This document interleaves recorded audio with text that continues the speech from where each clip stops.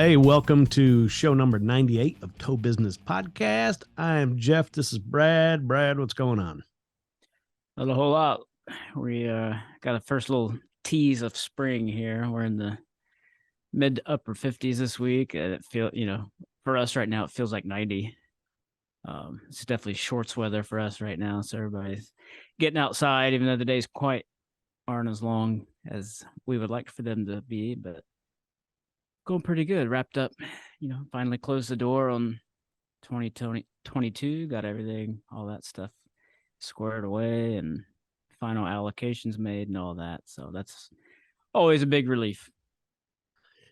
Yeah, we're good as far as the company goes. Now that's taken care of. Now I got to dive into the personal stuff, which is equally a pain in the ass, just on a much smaller scale, unfortunately. Yeah, taxes are a scam. Yeah, man. Not to be tinfoil hat conspiracy guy, but god damn, man, it's too much. It almost is that a word? De-incentivize. Yeah. It almost makes you not want to make money. It's crazy. Yeah, or like sit where you're at, right? No, every time you start thinking about growth and what that means, you can't have the discussion about growth and increasing your revenue without including the tax discussion. Also, it sucks. It's so back ass word that they almost reward the people not contributing to society and just rip it out of the people who are. It's frustrating. Well, it's sad. When you're making a decision for your business or even a personal decision, like one of the first things you have to ask is, how does this impact our tax obligation? Not what can this piece of equipment or this decision on this customer, what can it do for our business or our employees, or how's this going to impact our taxes? It's stupid. It shouldn't factor into your decision-making process as much as it does.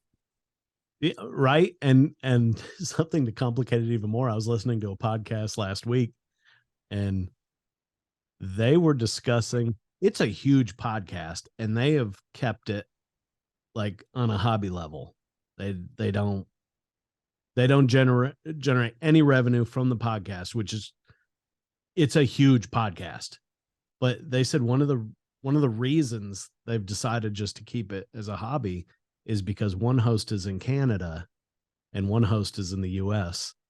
And if there was any kind of revenue coming in, they are clueless as to how that has to be distributed as far as taxes to one country or the other. They're just so it's something, so they know, like looking down the road, they just sense how complicated that could be and just decide it's not worth it.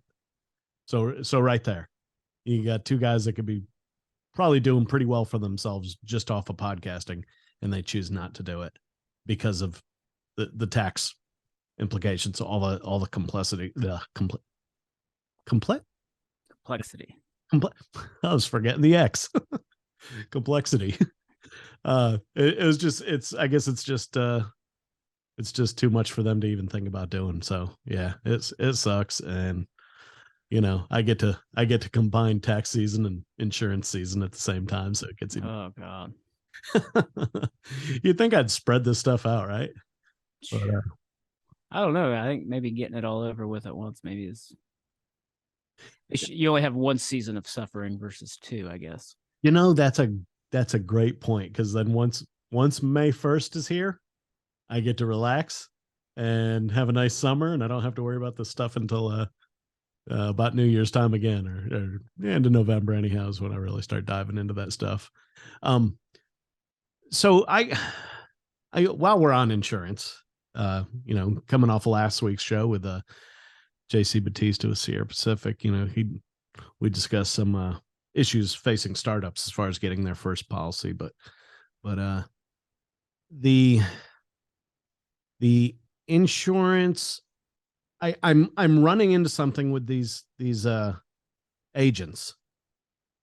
It's like the fight to get to us is getting stronger, right? Because if you deal with this stuff, if you approach an agent and they're going to shop your policy to several different insurance companies, and then nobody else can, once that's locked in. So I believe it goes by our DOT number, possibly, is how these brokers and everybody keep track of this stuff. And you can approach 5 other agents, but if they sell through the same insurance companies that your first guy does, there's like no shopping it. You've got to find an agent that deals with a different set of underwriters and all that good stuff. And I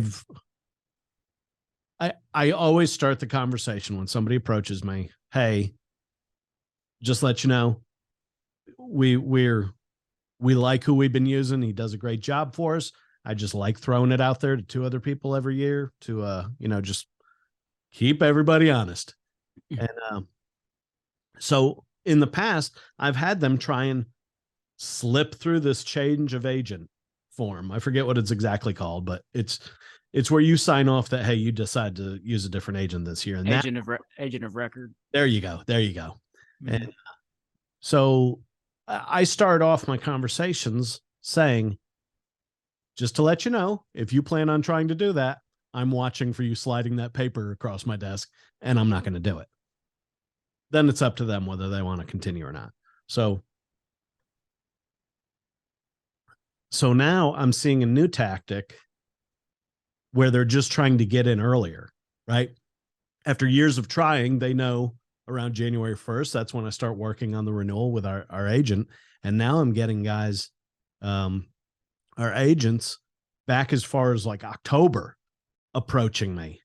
And I told one of them they wanted everything done by December 31st. And I said, well, why so early? Because I mean, in my past experience, they want to look at, before they quote you, they want to look at your loss runs up to within a couple of months of your renewal. And if you're trying to do this in November, that doesn't work if our renewal is in May. And so I just caught one of them. He kind of tripped himself up and said, well, if I don't do it early, I don't have a way to get in before your current agent to shop these things. I'm like, that's the same exact thing I told you I would not do. And now you're using different words. You're describing it differently, but your ultimate goal is to kind of push my current agent out. I don't understand. So you go back to saying it's a scam. It really is, because it's locked down to keep you in one lane. And I don't know. There's not a lot of choices. You can approach 5 agents. It doesn't mean that those 5 agents are all going to be able to quote you different rates and all that stuff, because there's not a lot of options left for the towers. And we recently had a truck hit by a logging truck, and the owner of the logging truck said it sounds like it's even worse with them.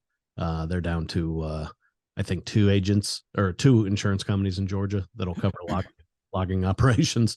So I think at least we've got 4 or 5 nationally, but it's not getting good. But yeah. So anyhow, you might have noticed we have a new intro, and it includes Erska and Hasselert. We're very happy. We've had involvement with those 2 groups for several years now.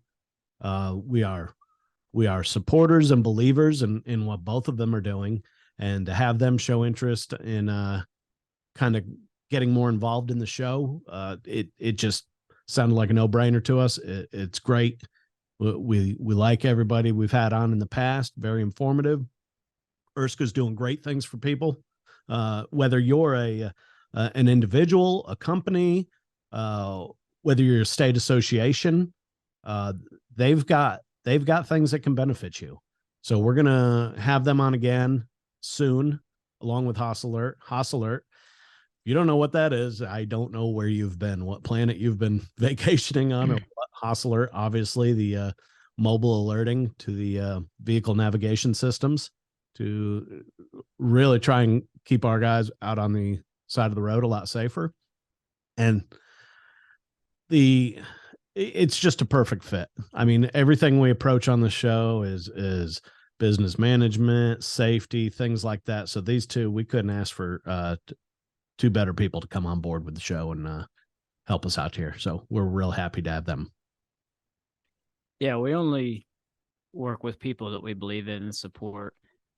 We've turned down at this point several potential partners over the years just because we don't believe in what they do, or we don't know enough about it to comfortably promote it and feel good about what gets out there. So yeah, I can't think of a better lineup of show supporters that we have right now. Oh, absolutely. It's fantastic. Very, very fortunate. Very happy to have who we have. I mean, they're all the best of the best, in my opinion. We're going to discuss something that Erska's been up to. They put out a survey recently to towers. We'll discuss what that was about and what they were hoping to achieve with it. And then we're going to kind of piggyback on last week's show about startups and kind of discuss some of the growing pains from going from one truck to two trucks to three truck, that type of deal. All right. So I think probably in the last 4 or 5 shows or so, we mentioned the ATRI, American Trucking Research Institute's survey, and it was put out to their membership. And this survey was looking, well, on the surface, they were asking for experiences where trucking companies fell prey to predatory towers, and mostly referring to like police work, non-consensual police work, accident recovery, stuff like that. And it wasn't, do you feel you've ever been taken advantage of or been overcharged or anything by a tower? It was, tell us about all the times you were overcharged and taken advantage of by tow companies, right? Every single question was so just sharply directed at extracting one particular answer. They designed these questions, in my opinion, to back up their agenda. And they ATRI claims to be non-biased in all this, but if you look at any of the emails from ATRI, it's not even their emails. It's from a large national trucking association. So how unbiased is that going to be when it's a trucking association performing the surveys, right? So we started thinking, we had some discussions at Erska. I'm on the legislative board, the federal legislative committee, and we had a meeting and we started talking about this. Do we have any real information? Has anybody actually tried to gather the info on how many towers get damaged by trucking companies not paying their bills? And so a discussion was had and a survey was developed. And just to give you like a sample of some of these questions, and it was put out. It was initially put out to Erska members by email, I believe, and then they posted it on their social media and asked for responses. And I am extremely impressed by the amount of responses they got, because I remember a few years ago, we were trying for a PPI rate increase with the state. It had been a long time, and everybody at the meetings was crying, these rates need to be increased. We need to approach them. Well, okay, TRAG will handle that. TRAG puts together an email and sends it out to like every tower they had contact to in Georgia and said, look, this is very important. The state is open to increasing our rates, but they need proof that our costs have increased. So we're not asking for you to tell us how much you're paying in insurance, but we are asking between 2005 and 2010. What's the percentage? How much did your insurance increase? Tires, maintenance, trucks. They were just looking for general info to back up that we deserved a rate increase on the private impound stuff. And I believe they got 4 responses. So TRAG's got 100 and something members, but they've got contact, as far as email, snail mail, all that stuff. They got contact for hundreds and hundreds of towers. And I believe in the end, they received four responses. So to see how well the ERSCA survey did, it's a hell of a lot more responses than that. So I was really happy that people took the time to fill this thing out. But some of the questions, if you haven't seen the survey or you didn't take it or you haven't seen the results, this is the first question. Question number 1: in the past year, have you worked commercial vehicle recovery and not been paid? 94% said yes. Just in the last year alone, 94% of the towers that responded have been stiffed on a recovery bill. I'm honestly surprised it's not 100%. Well, you've got 6 people that might not be charging enough. I don't know how that works. But then have you been denied full payment based on a towing cap on an insurance policy? Example, 10,000 or less. What we keep running into is 5,000.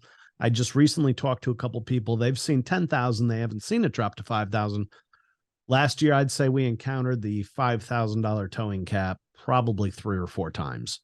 One was on a truck that hit a bridge, just complete destruction, huge cleanup, all that good stuff. And sorry, we only have $5,000 coverage. Like, you take it to court and you can get what we've seen. The one case we took to court where they were claiming 5,000 tow cap, the judge was smart enough and kind of has a little bit of transportation industry experience. And he just started shaking his head like, hey, you're going to have to come up with something better in my court because I ain't going for it. You got $1 million policy for liability. I believe this is liability. Just drop the $5,000 tow cap argument. And they did. And then they switched gears. They got even more creative and said, they came back to court and said, okay. We're secondary insurance because there's a deductible. We're secondary insurance. Primary insurance is the truck owner's. That's his liability. That his primary policy is his deductible. It's like, what? So needless to say, I think at this point the judge was getting frustrated and was like, yeah, that's not going to work either. So they're just jumping. And look, I've been told by reliable people that this is what's being discussed at a lot of these insurance conventions is, hey, these new tactics to go against towers. And that's important. That's important in a minute. So this goes through all the stuff, all these different questions, and right down to, are you regulated? Aren't you regulated, to see if there's maybe a problem between those two areas. Are the people running by regulated rates, do they have less of a problem collecting? Because, hey, that's what the state says the rate is, right? Or is it the night? There's really nothing stuck out to me like as being an issue. But so this is just, it's easy for me to see, and of course I'm looking at it from one direction, but the things that ATRI survey, the info it collected, I can take each of those questions they asked and the responses I saw and tie it back directly to this stuff, right? So you steal a bouncy ball from Walmart. Well, when the next person goes to buy a bouncy ball, guess what? The bouncy ball you stole is now figured, the cost of that is now figured into the next bouncy ball, right? Kind of paying it forward in a backwards manner. Mm-hmm. So this is so much the same. If you're not paying towers and towers have to pay their bills, well, then they're going to have to bump their rates up. That's not unethical. That's business. That's keeping the doors open. And what's unethical is charging your customers for $1 million policy, and then when they need to rely on that policy, you say, no, I'm not going to pay it. That's where the damage is coming from. So to all the people that took time to respond to this thing, thank you. And we'll see where it goes from here. But Erska, I'm very much encouraged by the work they're doing on a federal level. So keep an eye out for more information in regards to this. And if you happen to come across, a lot of the good information that we get for this show is sent to us by listeners. So if you come across some kind of info from the insurance industry, trucking industry that you think we should know about and maybe get out to the masses through the show, please do not hesitate to send it to us because we need all that good stuff.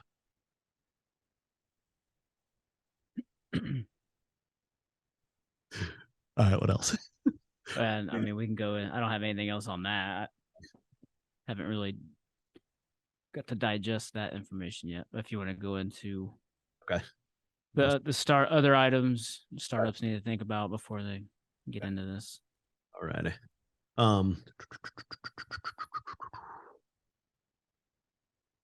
do I cap that off? I guess I just. So now let's get into kind of the main subject of the show that we've got planned, and it's just discussions about challenges as a startup. Obviously, the insurance that was discussed on the last show for startups, that's huge, and that's probably one of the largest deciding factors on whether or not you're going to make it through your first year or not is what you get as far as an insurance policy and the cost of that insurance policy and all that stuff. So what other issues do you think we need to discuss today as far as startups? Well, I guess this is kind of fresh in my mind because I'm in the middle of writing a 5-part series for Toe Times about this. I mean, the main thing,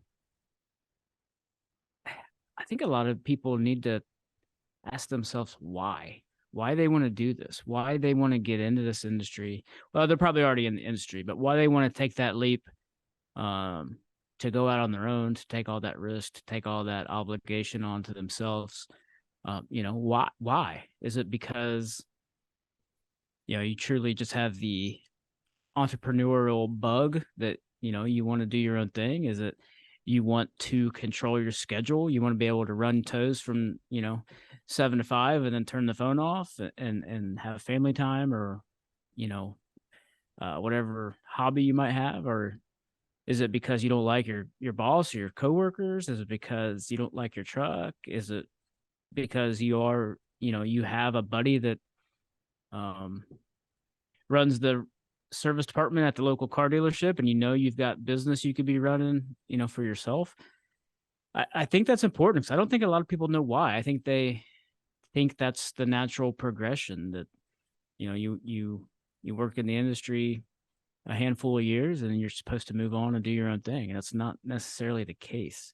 If you don't have a good reason why, then you need to step back and slow down. And because it's not something that's going to be for the lighthearted. It's not an easy thing to do. So if you can't answer that question, you need to slow down. That's a great first point. And I'll tell you what I've seen over and over is just people hear what towing rates are and say, oh my God, that's a good business to get into, right? Never considering the costs. Just, oh my God, you get $150 for an in-town tow? That's crazy. That somehow that's a lot of money. Talking about moving a probably $80,000 car across town, somehow $150 is a lot. We have this weird thing around here. We've got so much, Hartsfield, Atlanta Airport, large, busiest airport in the world, they say. We have a lot of, I've seen it ever since I moved here in 93. There are a lot of people that come out of the airport, they put in their 25, 30 years, they take their early retirement at some point, they got some money saved up, or they're taking a severance package that, allows them to go buy a tow, and they just have it in their head that they're going to go buy a tow truck. I have no idea how many people I've heard over the years leave an airline job, go buy a wrecker, and 3-4 months later, you never hear from them again. So yeah, if the why is chasing dollars, that's not a great reason to go out on your own. I can tell you there's easier ways to chase dollars than doing this. Yeah. Keno, Lotto. Those might be better, but Oh, yeah. About the same success rate, I think. that's what I'm going at. But yeah, I don't know. I would say the people that I talk to, and I'm talking like mainly like towers, you know, if I see a tower show up in the office and I'm not real terribly busy and I see a new guy, I kind of go down and just strike up a conversation with him, where you been, when'd you start, where you at, just not being nosy, just being curious, like what brought this new guy into the industry. And I don't know if I've ever heard what I would consider the right reasons. Mhm. And that we're probably talking at this point 30 years into the industry for me. I can't remember one time that somebody came to me and just had a confident, passionate response about why they're doing this. Part of it might be they just don't know who the hell I am and why is this guy asking me all these questions, but I don't know. I don't know. And we've discussed a low barrier to entry so many times on here that's got to contribute. Yeah, and I mean, honestly, you have to ask yourself if there's a need for you to go into business for yourself in your area. Is there enough volume to support it? Is the volume being serviced appropriately? Or do you have a handful of other good companies in the area that handle the volume already? That's going to be a tough nut to crack. It's tough to sell people and get them to change doing things or who they call for towing if they're getting good service at the moment. Sure, you can sell on price, but that's going to hurt you. It's going to hurt everybody in your area, and it's not sustainable. No. That goes along with what you hear over and over from people that I don't have to charge as much as the big guys. My truck's paid for. What the okay. The hell's A, what's that got to do with anything? And B, that truck's going to have to be replaced in a couple years. And what are you going to do then? Because you've been billing based on a truck that's paid for. You haven't been billing for a truck that needs to be replaced one day soon. Definitely another mistake I hear a lot. I mean, then you got to get into what kind of truck, and that's a whole ball of wax in itself. What kind of calls are you going to be doing? What are you good at? What do you know? What what does what does your area support? Do you have a lot of heavy, a lot of maybe some trucking companies, or do you have multiple interstates? Do you have, are you close to a major city? There's all kinds of things that go into it. If you're out in the middle of nowhere, you probably don't need a self loader to go in and out of parking garages. You're probably going to need trucks that are able to winch. You're going to have some off road recovery, some ditches, some whatever, and some flatbeds. That all goes into it. And then there's, God, I mean, the manufacturer goes into it. Maybe you already have a preference. Maybe you don't know why you have a preference.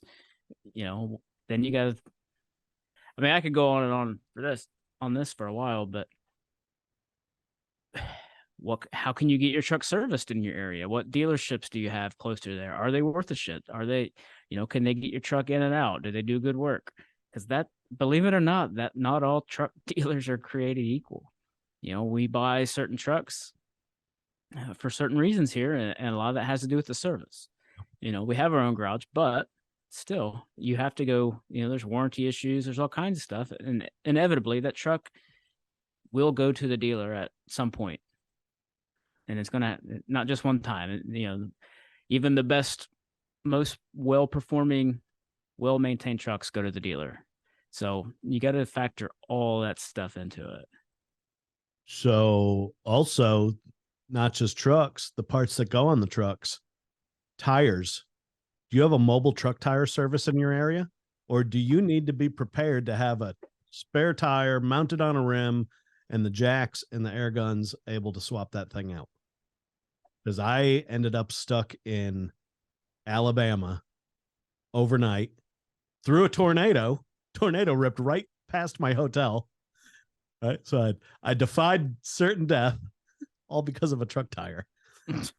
It took that long. I had to wait. Nobody would send anybody. I finally got a company to come out of Birmingham. the next morning. But so there's lots of little things like that too. Yeah, I mean, the customers you're going to provide service for dictate your truck to some degree. Which you got to figure out who your customers are before you go into business, by the way. That almost sounds like a magical thing. Well, I mean, not every, but almost every post you see on Facebook related to this topic is going out on my own. Who should I work for? Yeah. You know, and it could be phrased several different ways, but that's what they're saying. Like, no, how about you get to work and then you branch off, get your truck, you do it on your own. Like, to take that risk to sink even a used truck is crazy expensive right now. So to spend that kind of money to, you know, maybe go into debt or, you know, basically liquidate your whole savings, you need a for sure thing. You need work. You need, you know, you should already have enough work lined up, you know, to service that debt, to pay yourself, to earn a living, and to not get yourself into a desperate situation. How many times have you heard a guy mention that he's not paying himself? Why? Why would you get into this? I don't know. Isn't that the point of working? Yeah. So I know someone who owns a food truck, and at the end of their first summer being done with the food truck, they said, we made 100% profit this past season. Like, they were proud of themselves. And I said, must not be paying yourselves. Well, no, we figured we wouldn't pay ourselves the first year, you know, get up off it. Well, that's great. If you've got the financial ability to do that, I get the thought behind it. I don't understand why you'd want to do the work and not get paid for it. Yeah. And still, it gives you a false sense of success. Like, that's not a true measure of how your business is doing. If you're every little thing that should be coming out, you're not doing, and that includes salary. Yeah. I don't know. I don't know why you'd want to do that. And like, part of your game plan would be to not pay myself. I know how I'm going to get to where I want to be. I'm going to do it by not paying myself. Well, I mean, I can't imagine buying an ice cream truck, being like, okay, I've got some savings, I got money. You know, I'm gonna drive around neighborhoods and birthday parties all summer. And we had first year was great. Made $50,000. Cost of ice cream subtracted from the revenue I brought in, 50 grand left. That's great. That's a lot of money. Okay, but you walked away from an $80,000 job that you got paid every 2 weeks. So if you want to get that 80 grand back in your pocket, plus the 50 grand in profit, you're going to have to increase your sales and by another 80 grand next year. That's a fuck ton of ice cream. So you're going to be working harder, longer hours, you know, whatever you're doing, you're going to be out hustling to make the same, if not less money. Like, you got to figure this stuff out beforehand. So how about going from, let's say you got your act together, you're running calls, man, it's time to go to a second truck. What are some hurdles you hit going from one truck to two trucks? Because I'm here to talk from experience. It's a whole different ball game. I mean, I'll touch on a few things, but I'll let you get into the weeds. You lived it, got through it. That's the biggest hurdle in this whole industry, I think. Going into business for yourself is fairly easy. You know, like you just said, we've talked about the barriers to entry being so low many, many times, but it's a whole different ball game when you get into another truck, another worker, you know, an employee, the obligations you have of calling somebody your employee, the pressure you feel to now find enough work to feed your family and that other family. All the by the ways that come with the extra work, the paperwork or the dispatching softwares, the cell phones, the not to mention the taxes we just talked about. Every employee has a cost to you. Nobody wants to hear that, but employees are expensive. But that's it's part of the gig. That cost is not just their salary. The cost of that employee is not just, you say, oh, I can add a guy and I only got to pay him $750 a week. No, no. I wish. Your costs of that employer are much higher for many reasons. Not only administratively, but now you've got somebody in a truck who is probably not going to treat your customers as well as you do. They're probably not going to take care of your truck, your equipment as well as you do. So you could very easily see the cost of that truck. You could take two identical brand new rollbacks. You got the owner in one, you put this new guy in the second one. I guarantee that second truck is much more expensive to run overall. And that's a lot of stuff people don't think of. Now, when I had one truck for 2 years, I ran it all by myself for 2 years, dispatching, billing, all that stuff. And then I felt like I was at a point, okay, I need some help. I'm turning down calls. I was tracking how many calls I was turning down. I added a truck and had an employee, and I had picked up a kind of a dedicated run hauling truck bodies from Atlanta to Farmington, New Mexico. The first time I left and came back, I found out that guy robbed me blind the whole time I was there.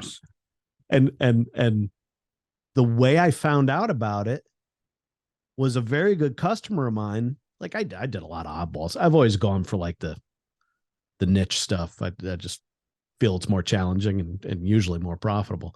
So we had a guy that would buy all the salvage out of a old closed down grocery store, and he'd rent out one of my trucks by the day, or driving a truck just to haul coolers.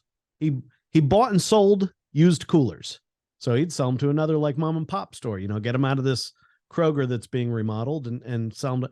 So he'd hire us by the day. And I gave the guy, hey, next week I'm going to need you on Tuesday. I said, I'm going to be out of town. I'll have my driver come over. He's perfectly capable of doing this. He did good work, but I gave him the day rate. And when I came back, there was he called me, the customer called me and said, hey man, I just wanted to make sure things were right. Let's say it was $800 for the day. He says, when we got done at the end of the day, your guy told me that, hey, if you pay half in cash, I could do it for $100 off the day rate. So the guy writes a check for $400 and then gives the guy, he's not going to get into it. He knows I'm out of town. He gives the guy the $300 cash. I get back. The guy calls me, hey, is this right? This doesn't sound right. I said, no, that's not right. So I called the driver. I said, hey, I need you to come to the office and turn in the cash from that cooler move you did. Okay. And he comes and he hands me a check for $400. I said, where's the 300 cash? What 300 cash? Well, actually, I'm looking for the other 400, but I know you received 300 cash. And dude, this guy looked like he was just going to shit his pants and said, I'll just have my wife come pick me up. And it was like, I was dealing as a one truck guy, kind of going into two truck. I had so much else to work. That $100 wasn't worth like pursuing legally. It was just like, okay, get out of here. What are you going to do? I did end up, we ended up going to small claims over some equipment he didn't return because it was at his house. For some reason, the equipment off of my truck, when I inventoried it, when I got back, turns out that he had equipment off my truck under his front porch. Never figured out why or what he thought he was going to do with it, but he was ordered to bring it back to the court and give it to me. So that was good. So throw legal fees, legal issues, small claims, employment court. whatever you want to. You're not just relying on yourself. You're relying on another human being who you really don't know. So going from one truck to two truck, don't just think it's insurance, truck payment, and gross salary. It's far more than that. Yeah. There's no one you can hire that cares as much about your truck and your business as you. So every employee is going to have flaws. Every employee obviously comes with the cost of dispatching to them, to paying them. You know, there's obviously a lot of administrative costs, doing the payroll, withholding the taxes, paying the taxes. You know, every employer must pay taxes on every employee. It's not just the employee gets, you know, federal withholdings and city withholdings out of their check. No, the employer has to contribute on top of that. So there's that cost, you know, the pressure of finding enough work for them to keep them busy so they can earn a living, the marketing. You know, does that require more hours? You know, are you going to have to be open all night now because you got another driver? So now you're answering the phone all night, which gets you out of the whole reason you wanted to start going to business was to work less and get out of the nights and on-call stuff, maybe. So it opens, you know, it's a whole different ballgame. And maybe now you've got two trucks. Now you feel confident you can service a police rotation or something. So now you've got to get a lot. So now you've got property involved. You've got either the cost of the property or the rent, the insurance, the upkeep, releasing the vehicles out of the lot. Who does that? When do they do that? The security involved. You know, that opens up a whole nother avenue as well that is not free. So, you know, I fell into this thing where I was like, okay, I've run my ass into the ground for 2 years straight. No breaks. Just trying to build something here. So kind of in my head, I'm looking at, okay, if I can get to a second truck, then I could probably get a couple nights off each week. I'm not a fan of drivers answering phone calls at night. It just makes my skin crawl when I hear people say that. And there's a lot of like little 2-3 truck companies around here that do that. I think that is insane, to put that much trust into one person that they're going to answer the call. They're going to price them correctly. They're going to collect on them correctly. You know, so if you're looking to get into a second truck to get some relief for yourself, probably not going to happen, because now you have to keep both those trucks just as busy, right? You don't get to just kind of sit back under a shade tree while that guy runs, because he's got to support 2 trucks. If he's the only one running, then he's supporting 2 trucks. So don't necessarily think when you go to truck number 2, you're going to get like this big break in life.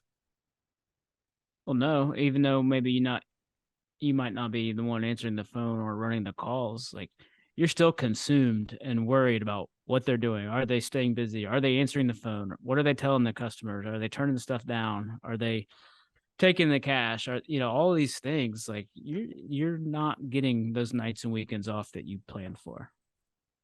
So let's say your services are priced accordingly for a 2 truck operation.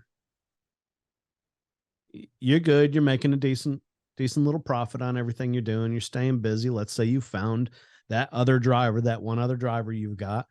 He's a good person. He's a hard worker. What happens when you go to truck number 3? Because you're no longer going to be able to answer all those phone calls yourself. You now have to start thinking about a dispatcher, an office, landlines, all that stuff. And every once in a while I start thinking about this, because that's kind of where I was with my first company. I was getting ready to go to that 3rd truck when a great opportunity popped up and I got the hell out of everything. But it's like you're going to have to support an office and 4 people off of 3 trucks revenue. That is a huge hurdle to get over. And look, when you start getting into like the 3 truck size, I think you should already be promoting yourself more professionally than answering a phone call going down the road in your truck. You shouldn't be if you're now starting to try and get into like national accounts and stuff like that. I just don't think it sounds great to have a damn diesel truck running in the background at 80 miles an hour while you're answering, calls for national accounts, large trucking companies. I'm sure most of them understand. Personally, I don't think it sounds good. If you're trying to get where I would be trying to get at that point. That's the really, really, really big game changers when you get into the area of adding personnel that generate no revenue. Like you just said, you got 4 people salaries now, off the back of 3 trucks. Now those trucks not only have to support that driver and turn enough revenue to pay them and to cover, all the other stuff we already mentioned. Now you've got a nut to crack of a whole nother salary that's not producing any revenue. So that's when I think things really change, is when you start adding admin staff or whatever you want to call it, back end office personnel that aren't, indirectly, yes. I'm not trying to say they don't produce revenue. They don't have obviously a benefit to your company, but that's a whole different ballgame to get into, and people might think it gets easier as you get bigger and bigger and bigger. I can tell you it doesn't. It does not, because the more you scale, the more you grow, the more staff and admin personnel you have to bring on. It's just part of the deal. It doesn't get easier.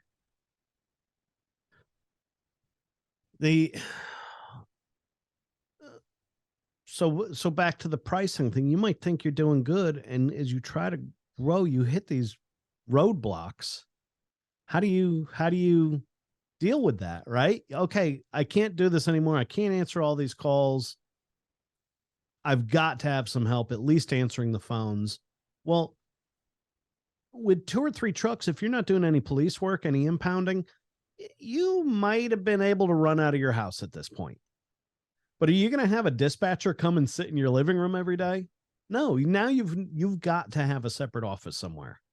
Oh my gosh, man, the more you think about it, we could just like go off in all these different directions off of each thing we're talking about.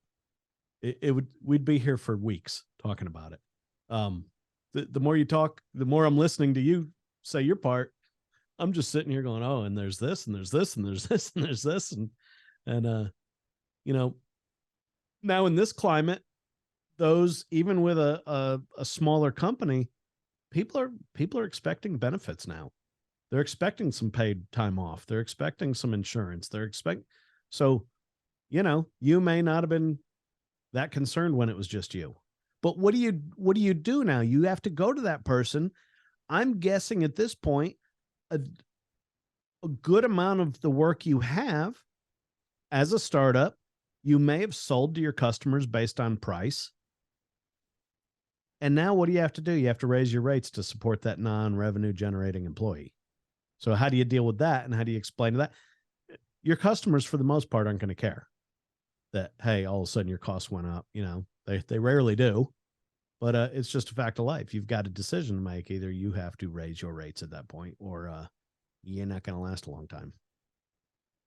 Yeah, like you said, you start adding in vacation. Now you've got to pay a driver a whole week to not produce any revenue, which I'm for, don't get me wrong, but that's, that has to go into your cost of everything. 401k or, retirement, all the benefits, if you're going to offer medical insurance, how much you're going to cover, all that stuff. That's, I don't want to say dead money, but that's money that maybe wasn't accounted for in the past, that you've got to think about, and what that does to your pricing, and how you have to, you have to adjust pricing to cover all this stuff as you scale. There's not a magic bullet that, one cost or one price covers everything for every company. And if you're not doing that, then you're going to be one of those people that doesn't make it. And unfortunately, there's what I say, 20% of the industry has gone away, or 12, whatever it was, over the past couple of years, because COVID exposed these people that weren't pricing to cover all the services and all the by the ways that come with owning a business. Yeah, I don't know. I think when you get larger and you have that appearance of being a larger company, I think people expect more of you also.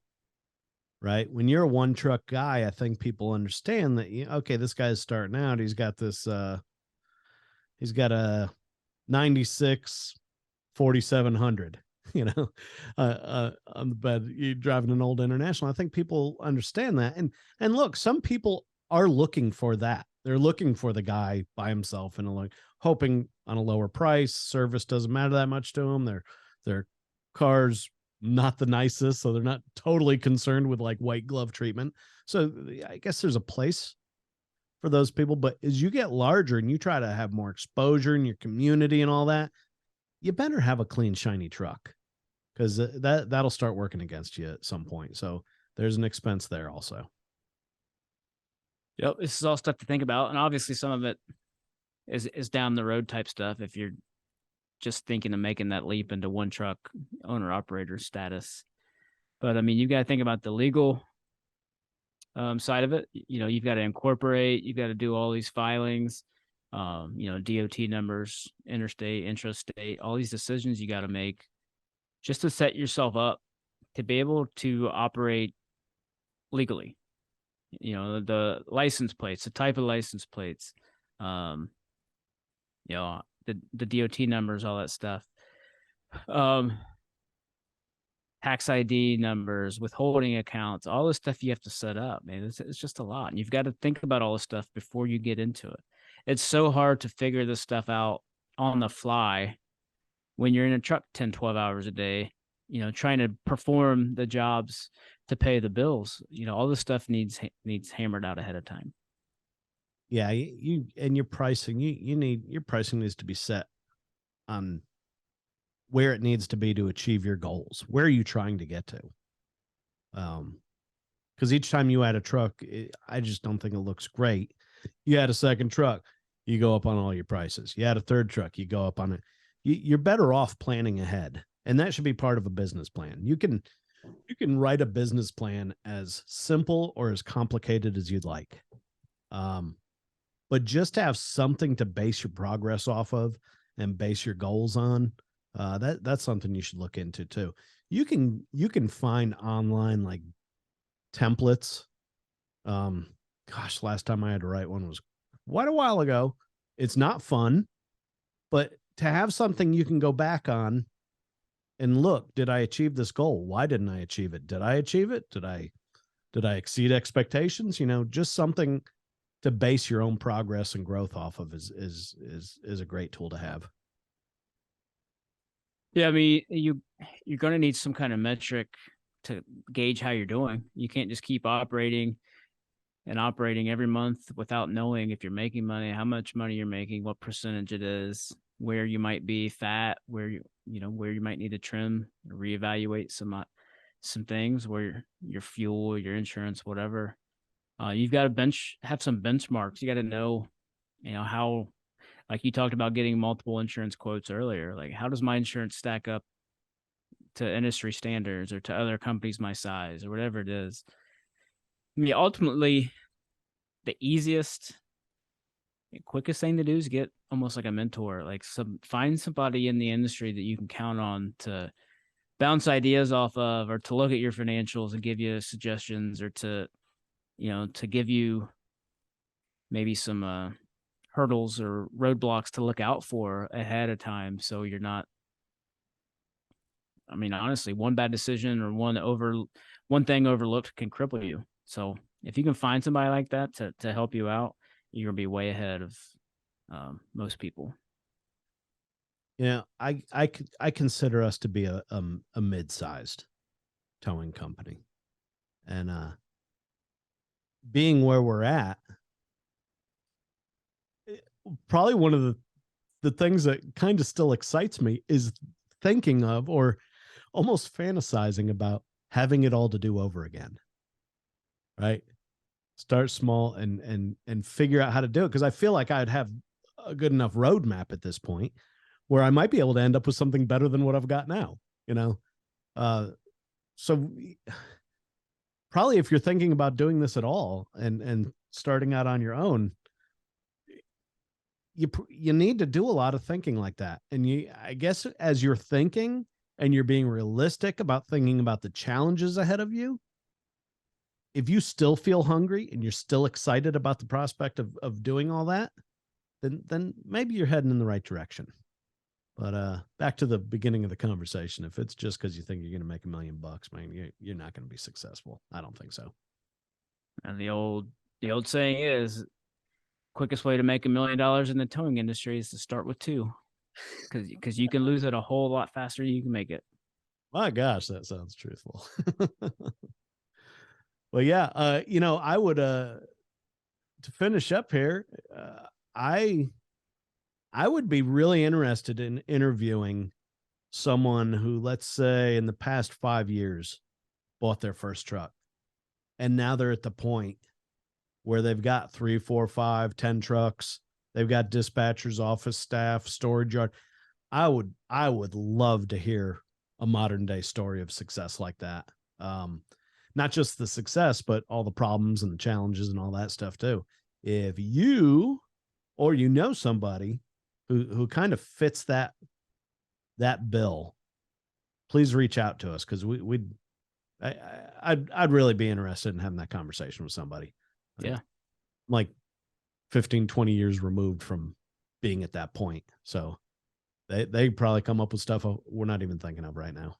Yep. Yeah. If you got any ideas for a good show guest to get on and talk about that stuff, man, we sure would appreciate you passing that on to us. Once again, thanks to all of our show partners. And we're really happy to have Erska and Hosler come on board, and we'll talk to you next time. Thanks.